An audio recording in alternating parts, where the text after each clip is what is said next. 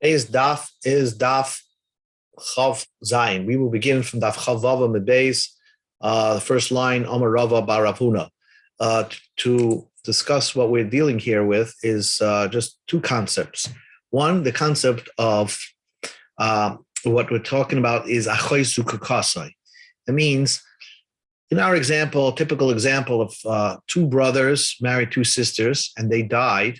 So then the outer brothers, the remaining brothers, Levi and Yehuda, cannot do Yibum to any one of these ladies, even if there's just one brother over here. Can't do any Yibum. Let's say there's no Yehuda, okay? Let's say there is no Yehuda over here. We cross them out. Levi cannot do Yibum to Rachel if he decides, or Yibum to Leah. And the reason is because we hold Yesh Zika, and that means that it's automatic that he's bonded to Rachel and Leah at the same time. It's almost like God put on him that he's married to two sisters. And because of that, therefore, by him consummating a yibum with one of them, it's like marrying a sister. It's marrying the sister while you're still married to another sister. So therefore, you need to do chalitza for both of them. And so that's called achois zukukasai. Their sister, you can't do yibum with one of them because that will be achois zukukasei. It's the sister of somebody you are bonded to. So you can't do yibum to Rachel because she is achois, a sister to somebody you are bonded to, which is Leah. That's that case over here. Let's do another case, another story over here. And that is, let's say again, Reuven, Shimon were married to two sisters, Rachel and Leah. But let's say Reuven died first, and the only one that's falling to Yibum is Rachel. Levi does chalitza to Rachel. Then Shimon dies, and Leah falls to Yibum. Now, Levi can't do Yibum to Leah. Why? Because that would be achois chalutzasa. He did chalitza with Rachel. So Zika tells us that it's automatically, it's almost as if they were married. Levi and Rachel were married. And if Rachel is still around, right? So he cannot do Yibum to Leah. So he can't do Yibum to Leah. Yehuda, on the other hand, could do Yibum to Leah because it's not related. He didn't do the chalitza. It was Levi, his brother, did the chalitza. So Yehuda can do Yibum or chalitza to Leah. So, okay, those are the things. But those two premises are based, those two stories are based on if you hold of this concept, yesh zika. If there's not zika, so then you're not bonded to anybody. So it's unrelated. If you do, if you did a chalitza with one lady, you're not bonded. And therefore, if you, technically, when the next one falls to Yibum, you could do Leah, you can do Yibum to Leah because you were never really bonded to Rachel. You just did a chalitza, but you were never married to her. And if you're never married to her, so it's not like you're marrying a chois ishta. You was never your wife to begin with. You just did a chalitza to Rachel. So you could marry Leah. You could do Yibum to Leah. Okay, so that's the story of yesh zika. If you hold yesh zika, then you have a problem of a chois zukukasai, and you also have a problem of a chois chalutzasai. Comes along Rav, and he says a funny case. You have Levi, Yehuda, Yisachar all married to sisters.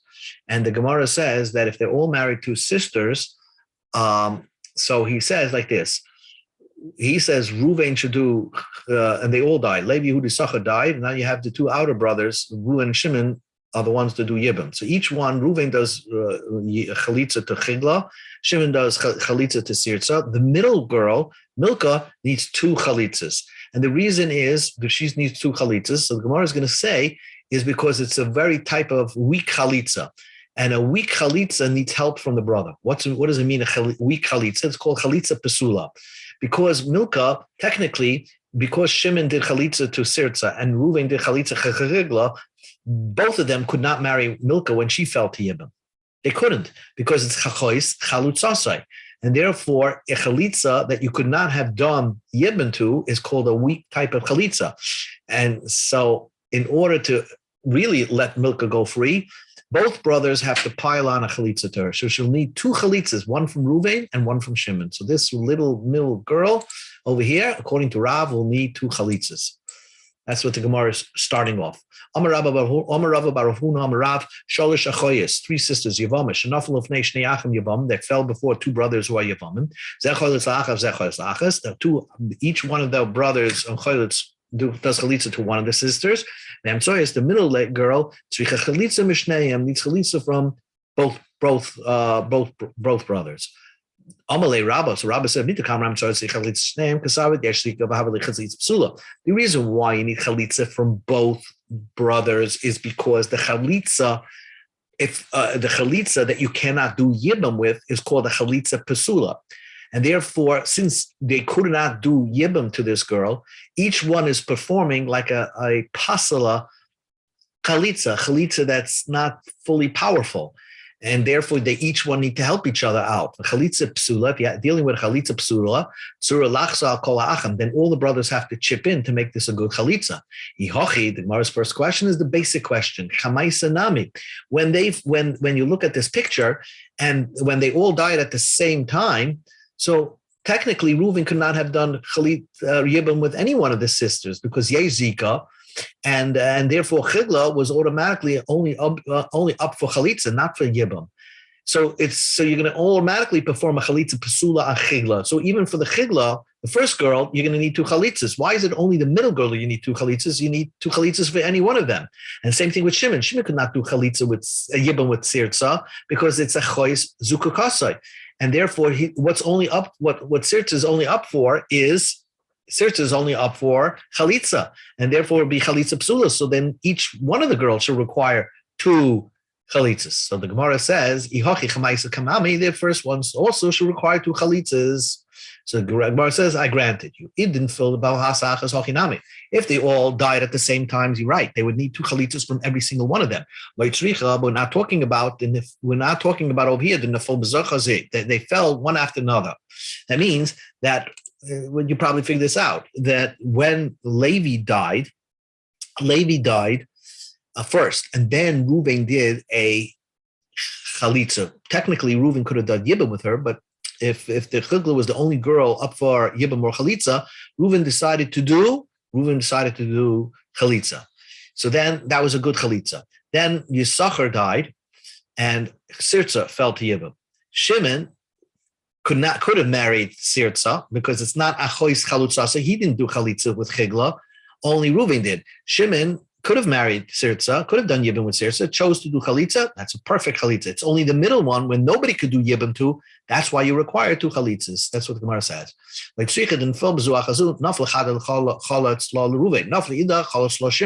the one fell and then Reuven did chalitza. The other one fell and then Shimon did chalitza. But when the third one falls, you need both of them to take off the zika. Each one has to take off the zika because each one can never do yibam with that girl. So therefore, they're all giving her a chalitza pesula. So you'll have 2 chalitza pesulas, and then the third one could go free too. So this is all predicated on your hold of the problem of if you hold zika. And therefore, you could not do yibam with the middle girl because zika, because it would be chachois chalutza say barav ein zika, but Rav holds ein zika. So technically, you could do yibam with the middle girl. Why? Because just because you did a chalitza with her sister didn't mean you're married to her sister. You were never married to her sister. There's no zika. If you were never married to the sister, then technically you could have done yibam with the middle girl because Rav holds ein zika. Rav said this straight out.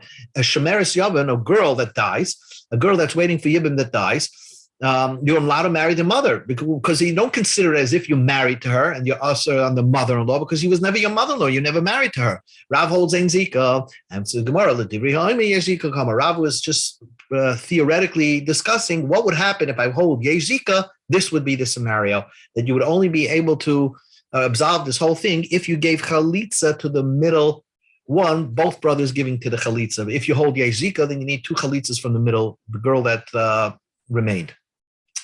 Shmuel Amar. Shmuel says, now the Gemara is going to first say that Shmuel doesn't hold that chalitza psula. If it's a chalitza psula, that means it's a pasal chalitza. This is a new topic, new term that we're learning. Chalitza psula means chalitza where it's a scenario where you could only do chalitza and you don't have a choice. You can't do yibam.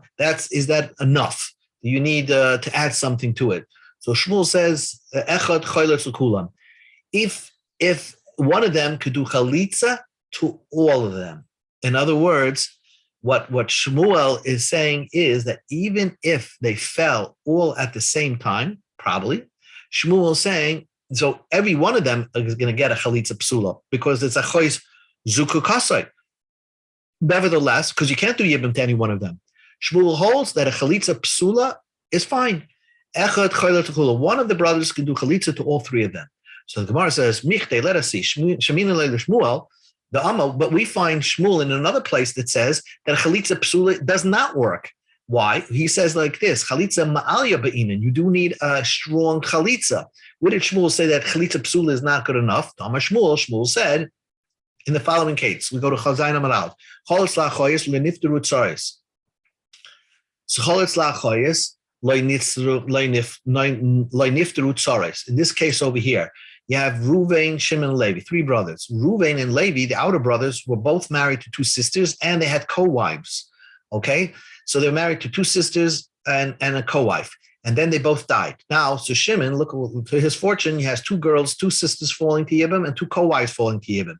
So Shmuel says, if you do chalitza to Rachel, to one of the sisters, let's say you do chalitza to Leah, you have to do another chalitza. You have to do another chalitza to the tsaras. So you would have to do another chalitza to Esther, because since you can never do Yibam to Leah, okay, you can't do Yibam to Leah, because why? Because it's a chayis chalutzasai. So therefore, you're requiring to do another chalitza to Esther, right over here. And same thing over here. If you're gonna, once you're gonna do chalitza to Rachel, you're gonna have to do 4 chalitzas over here. That's what Shmuel says. So we see over here that Shmuel holds chalitza psula does not work. It does not. It's not strong enough to exempt the co-wife, because it's a chalitza psula. So how can you tell me that Shmuel doesn't hold the concept of chalitza psula? So the Gemara says like this: If the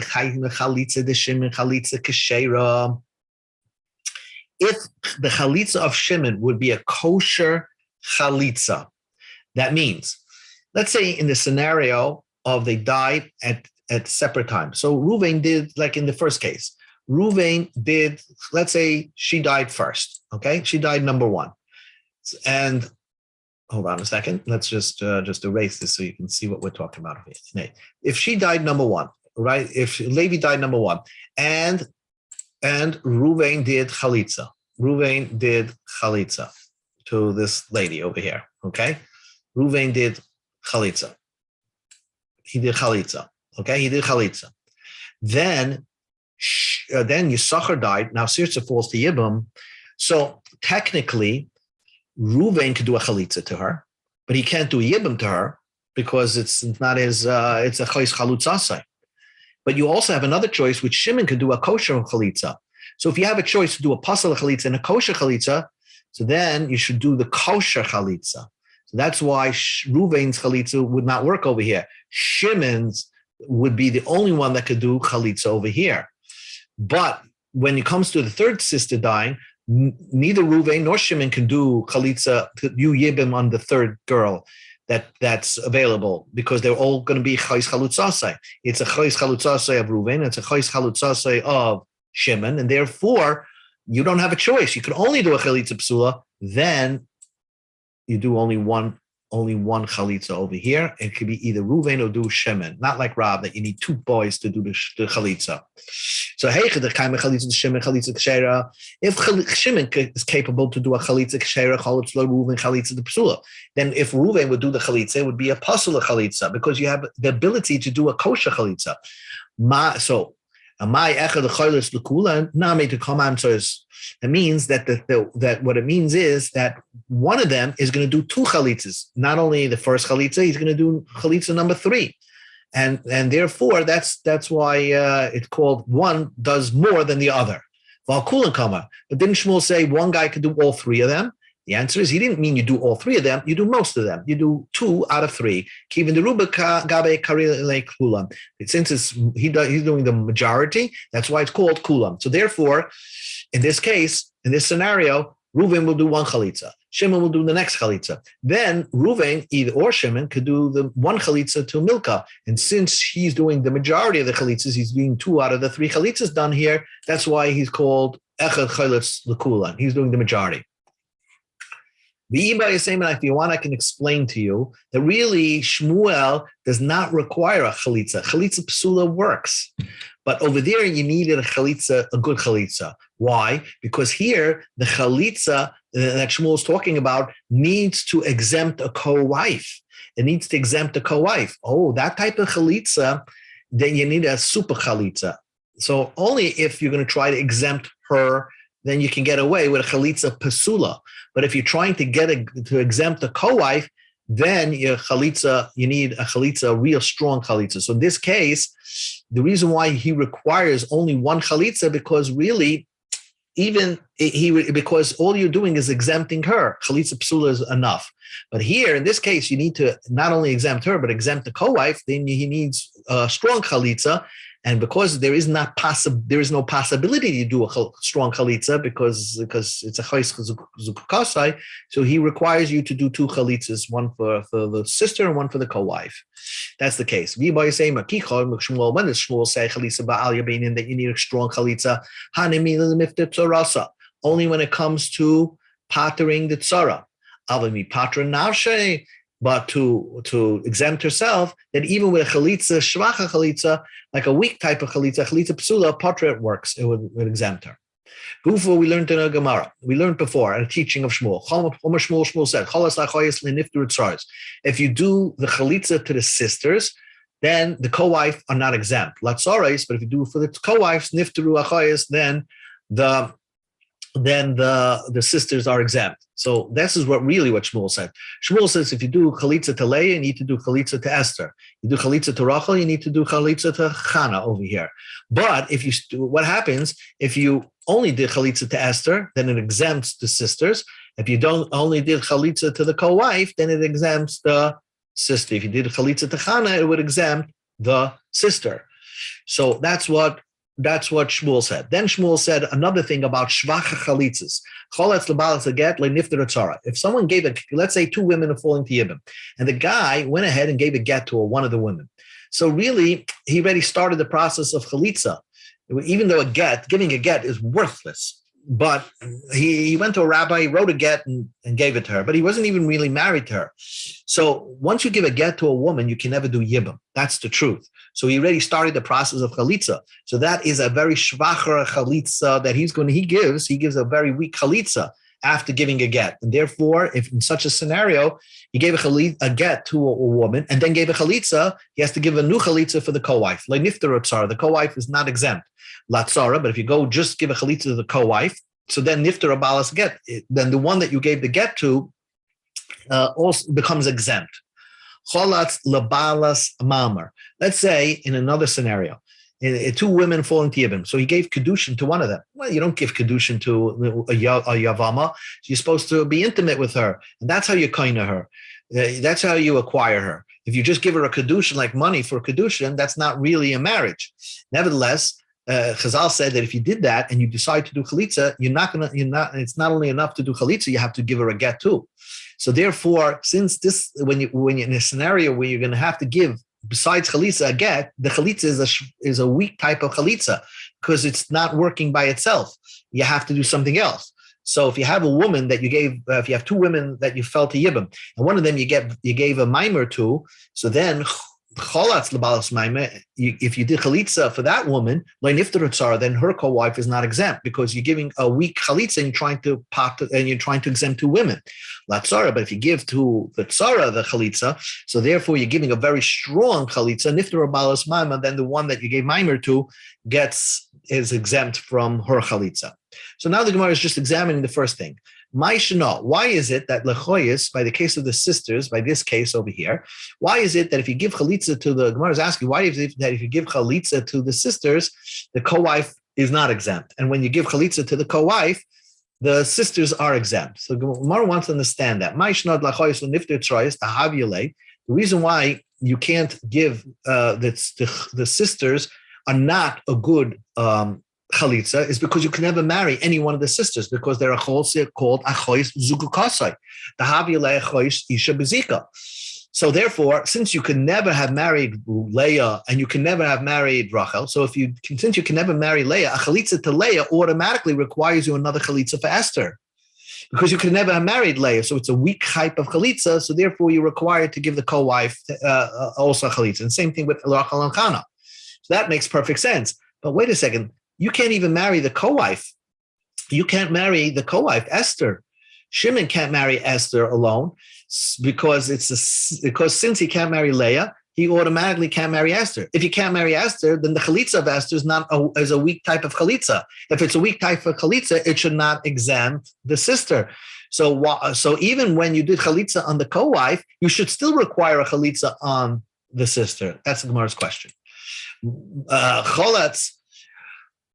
Okay, my Choletz la tzoris name. The Gemara says even if you did chalitza for the tzoris, nami leli patre chayis, the sister should not be exempt. The havelei tzoris achayis isha bezuka. Since they are a tzara, a co-wife of a sister who's in zika, who has a problem that you can't do yibum with, so they themselves you can't do yibum with. So that wouldn't make so. We're trying to understand what's the difference between doing the chalitza for this on the sisters, on Rachel and Leah, to doing the chalitza on the co-wife. Answers the Gemara, Kashava Shmuel. Shmuel holds ain zika. Shmuel holds there's no such a thing of a problem of chayzuka as a chayzuka kasei. There is no zika, and therefore technically, so right away the Gemara says, then if I could marry any one of the sisters because you don't hold the concept of zika, then the chalitza should work. Then doing a chalitza for one of the sisters is a strong chalitza because you could do yibum to that woman, and it should exempt the tzara. But before the Gemara asked that question, the Gemara first asked, "Well, Shmuel yesh zika? Doesn't Shmuel hold yesh zika?" So the Gemara says the divrei ha'oime ein zika come out. Shmuel was theorizing and saying that if I held ein zika, this would be the case that of choletz lachoyes you need to do a chalitza to the tzaras. Ihachi, the Gemara says, why? Ihachi, choletz lachoyes amayla nifter tzaras. Why wouldn't the tzaras be exempt? Since potentially you could do yibum to the sisters because you don't hold this concept of zika. You don't hold the concept of zika, then technically you could have married. You could marry Leah. If you could marry Leah because you don't hold of zika, then they're not related or nothing like that. So you could have done yibum with Leah, and if you gave her a chalitza, it should automatically exempt Esther. And that's the Gemara's question. And so the Gemara says, "Bishlam etzar the Rachel etipat came the choletz lo Leah b'had choletz lo Rachel havilei chalutza the Rachel chalutza psula." So there, the Gemara says like this. The Gemara says that if I did Leah first, right? I did the Leah first, okay? And now that I did Leah first, we're saying that technically you could have married Leah, but you chose to do chalitza, so it exempts the co-wife of Esther. So that makes perfect sense. So, but you cannot now, once you did Leah, you cannot now go do yibum to you can't do yibum to Rachel because it will be achois chalutzasei, even if you hold ein zika, but at the end of the day, you did the chalitza with this woman. So therefore, you can't go and marry Rachel. And since you can't go do yibum with Rachel, so therefore, the chalitza done with Rachel requires you to have another chalitza done with Chana. That makes perfect sense.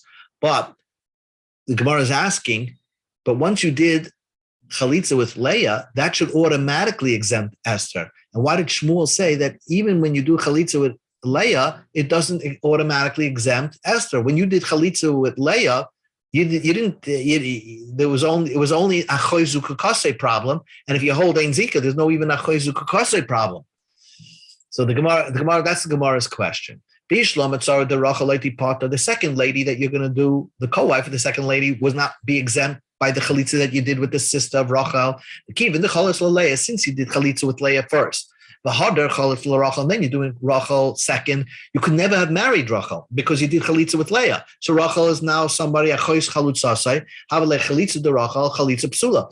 So when you're doing chalitza to Rachel, it's a chalitza to a woman you could have never have done yibum with. So it's a chalitza psula, and therefore for the tzara of Rachel, you need to do a new chalitza. El tzara de Leah tipater. For the tzara of Leah, you should say that it exempts. It should work just by doing it for Leah alone. Your only problem is chachois zukukasai. If you have the only problem is achois zukukasai, if you hold ein zika, then technically you could have done yibum to Leah, and since he didn't do yibum to Leah, he did a chalitza. It's a strong chalitza and should exempt. Answers the Gemara, Mylin, you're right, it does exempt. Mylin, if the tzara is nami to come out tzara de Rachel. What he meant is only the tzara of Rachel would not be exempt, but the tzara of Leah would be exempt. So the Gemara says, well, tzaras come, but didn't he say both tzaras would not be exempt by the chalitza done by their respective sisters? And including in that is the tzara of Leah, the first woman that you're doing chalitza to. No, tzaras to Alma. He's talking about that if there would be a scenario of a chayis chalutza, like the one that we're experiencing by the tzara of Rachel, then you would require for the co-wife to also get a chalitza. But really, what the Gemara is holding now, the tzara of Leah, the first one that you're doing, because you hold ein zika, that tzara, the chalitza done on Leah, the girl, one of the sisters, would pater, since she's the first one getting the chalitza, would exempt the tzara from a chalitza because it's a strong chalitza. Ihachi chalatz letzoris niftur achayis vatzoris l'rachal mim patra.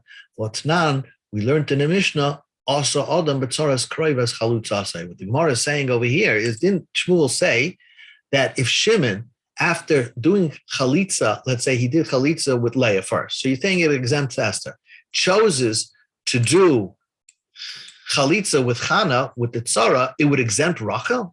Why would it exempt Rachel? Since even Chana he couldn't marry. Since he could not marry Rachel because it's a chois chalutzasai, he would not be able to marry Chana. And therefore Chana is getting a chalitza pesula. It wouldn't exempt Rachel. So he would automatically be required to do a chalitza with Rachel. Where do you see that he is not permitted to marry Chana?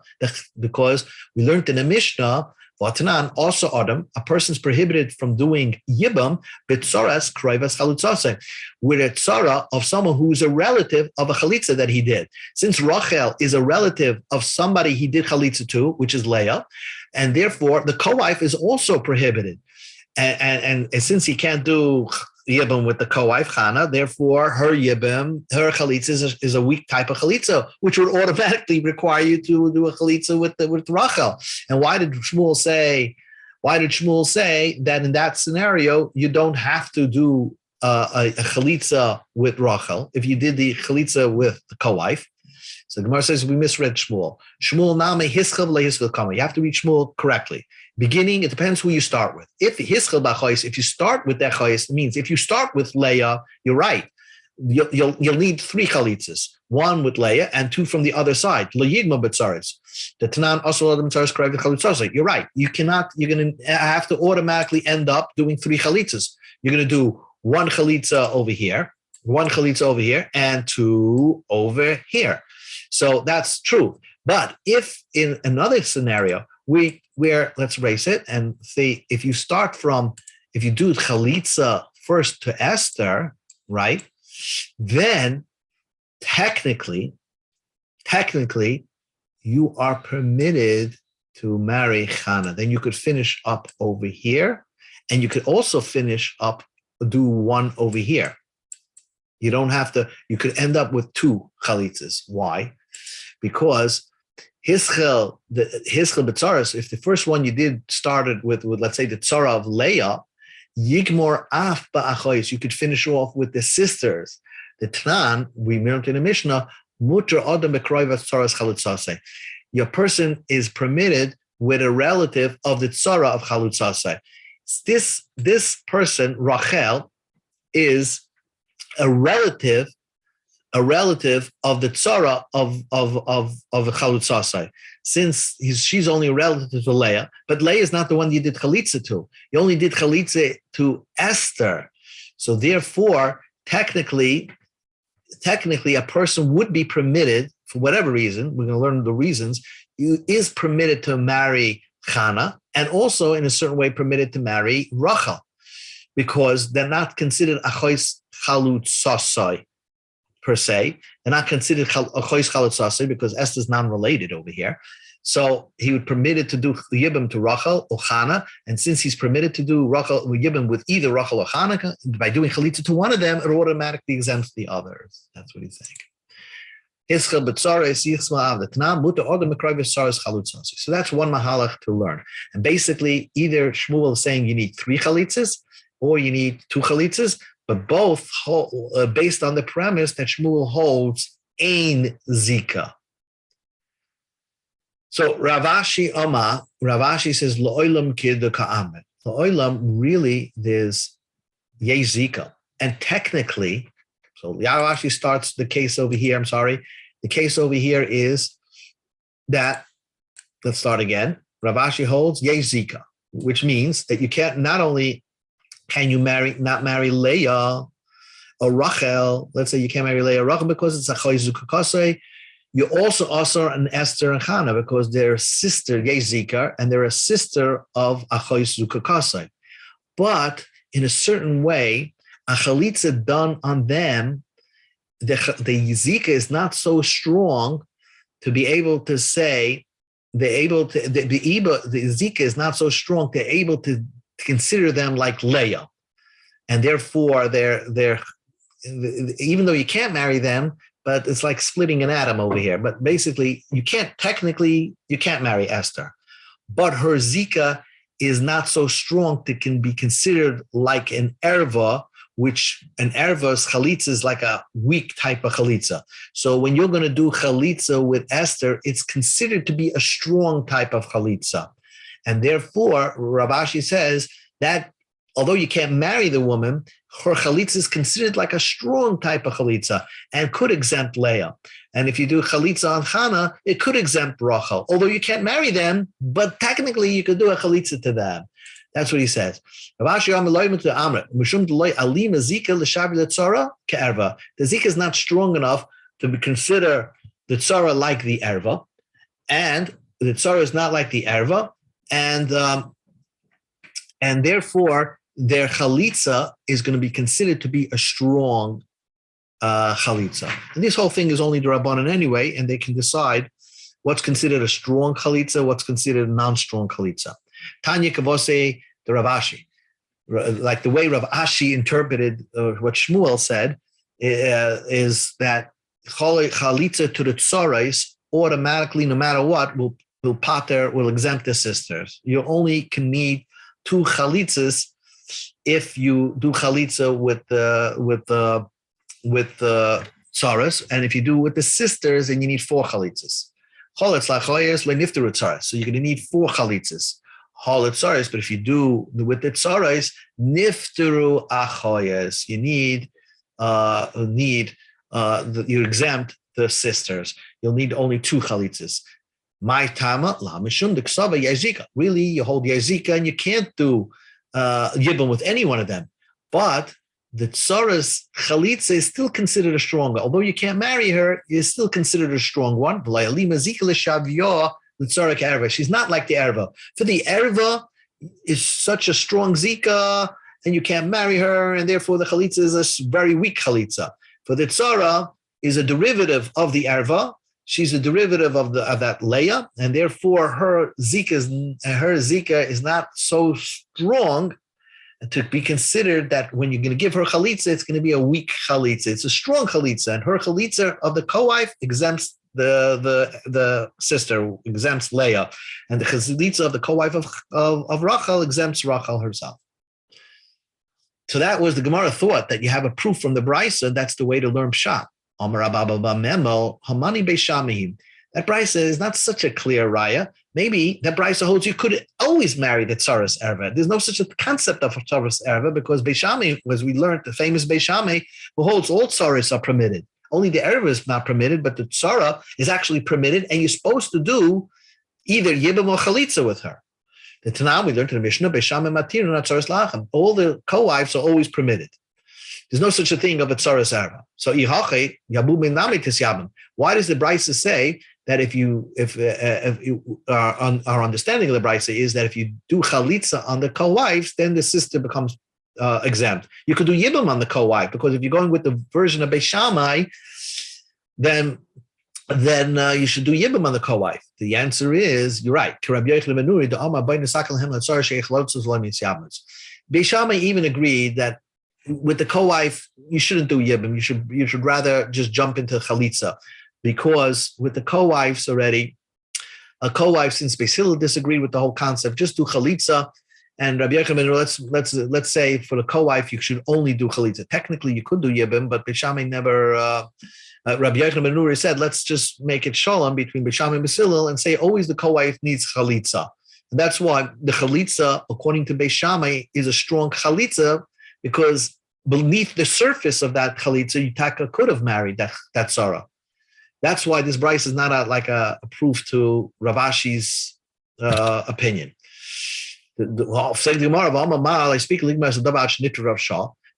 Beis Shammai didn't put this into practice that you do chalitza for a co-wife.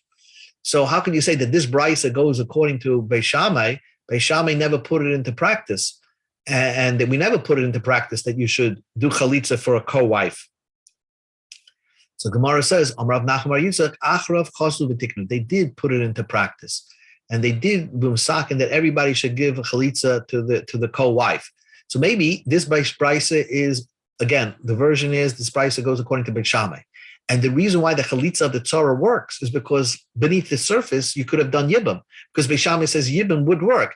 Why does the Brisa emphasize that you should do chalitza with this tzara? Because Beis Shammai made peace with Beis Hillel and said, but the co-wife will never allow yibum. We should always, but at least a chalitza they should do.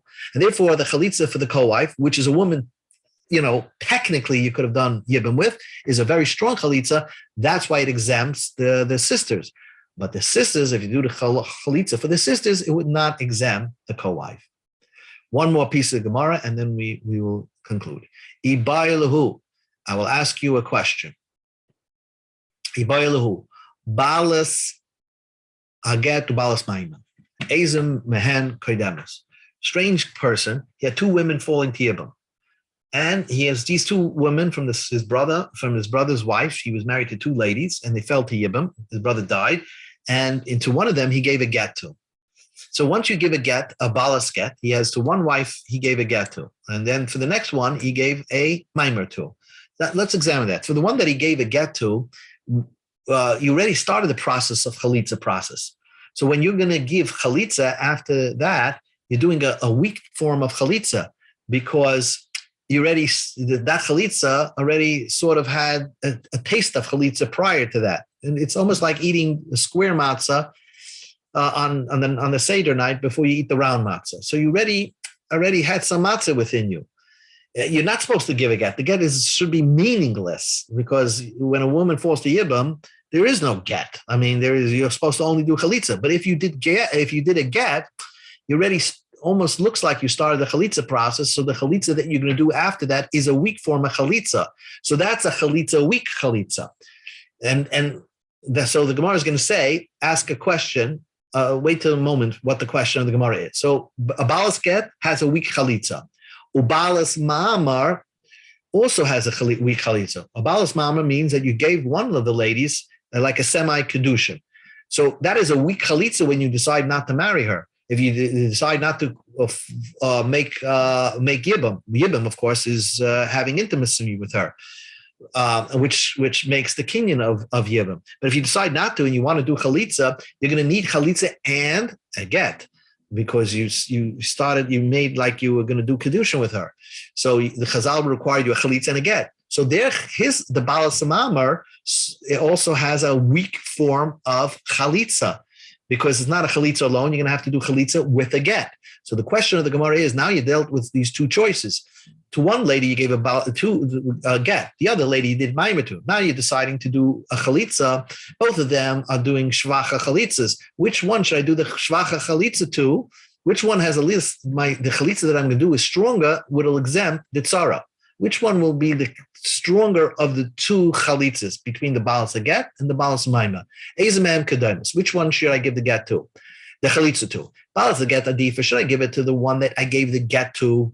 Because I started to do chalitza with, and therefore all I need to do is chalitza. But for the balas and maimer, that chalitza is certainly a weak chalitza, because I have to give a get beyond that. It's not enough to do a chalitza. You're going to have to give a get. So I'm rather to do the chalitza with the balas a get, and then the tzara, the co-wife will be exempt.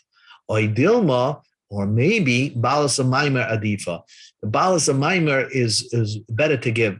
You're right. You're going to have to give a get afterwards, but that there's a more stronger relationship. Nishum Dekroiv Labia. She's getting very close to. She was very close for you to be intimate with the yavam, to be intimate with her, and therefore that chalitza is uprooting a deeper connection, a deeper zika, and therefore that's considered a strong chalitza, because they're like married, and now you need a chalitza to tear that apart, that connection. And that would be the stronger chalitza. And so I should give the chalitza to Bailas Maimer, and that would exempt the Balas Aget. Amravashi, Toshma, come in here. Moider Rab Gamliel shesh get acha Maimer machma aget. You get off the loyle mahana basrei. Imaima odef loyle hani aget abasrei. Rabbi Gamliel said that you get works after Maimer. Maimer works after get. And let's see, you can see it very clearly in Rashi. Let's see. And therefore, what the conclusion of the Gemara is, it doesn't matter. It doesn't matter who you're going to give the chalitza to. You could choose. You could decide to give it to Balas Get and exempt the Balas Maimer, or you can decide to give it to Balas Maimer and exempt the Balas Get. It doesn't matter, because they're both one and the same. Let's read Rashi and Moed Ram Gamliel. The Oma Kamam Perak in Get Achaget. Moida who sheyesh get achamayma. Rabbi Gamliel agrees that you could give a get after Maimah. What are we talking about over here? Kegoin, Beizir Balmas Ma'achacha. Two women fall from one brother. Vasa Maimah Bezu, and you made Maimah with one of them. V'achakach nosen get lezu, and then you gave a get to the next one. Mahani get, the get works. Once you give a get, you can't decide to do yibam. So that works. So the get, even though the second one you gave a get, now passes both women from ever doing yibam to, because the second one you gave a get. So once you gave a get, lo yivna, also, and that's one problem. And also, just like when you did Maimer to the first one, he automatically is almost like he's married to the first one, and he's also on any kroivis. In fact, when you do Maimer, you can't marry the mother-in-law, or you can't marry the sister, because you're also bekroivis. It's like you were married to that person, even if you decide to do chalitza. Well, same thing. When the second time for the second woman that you give the get to, you're also on the relatives. But we don't say maimer keknusa. Once you did maimer, that's automatically as if you designated that the first one you're going to marry. And you pushed away the second one, and the get that you gave the second one is meaningless, because you already designated that you're going to marry the first one. So the get of the second one doesn't do anything. And technically, if even if you gave a get for the second one, you could still do yibam to the first one. Comes along, the Gemara says no. Rabbi Gamliel would agree that if you gave a get to the second one, so then that automatically throws away the whole possibility of ever do yibam to the first one, because yesh get acha maima. Then we say the opposite case, maima acha get. If you did get to the first one, if nosen get l'rishayna to the first lady, acha chosa maima b'tzras, and then you did maima with the tzrasa, lo yinamrinu, we don't say get kama b'mkab chalitzaka. It's almost as if you did chalitzi. Misu like kani maima yavam mitzar, and then the maima doesn't work, and you're permitted in all her kroivis. No, alavadi mahani, it does work. Utzricha get l'mamorai, and you'll need a get for your maimer. Also gambar kroivasa, and you're also in her kroivin, because you already, although you did a get, that doesn't tell you that you can't do anything with the second one. Even though you get a get to the first one, doesn't mean you can't do anything to the second one. And if you do a maimer to the second one, it's almost like you're starting to marry the second one.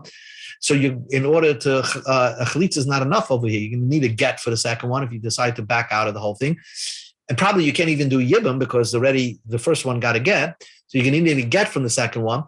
But by giving a maimer, now you become asar and her krivin. So what do we see from there? And we can answer our question. So you could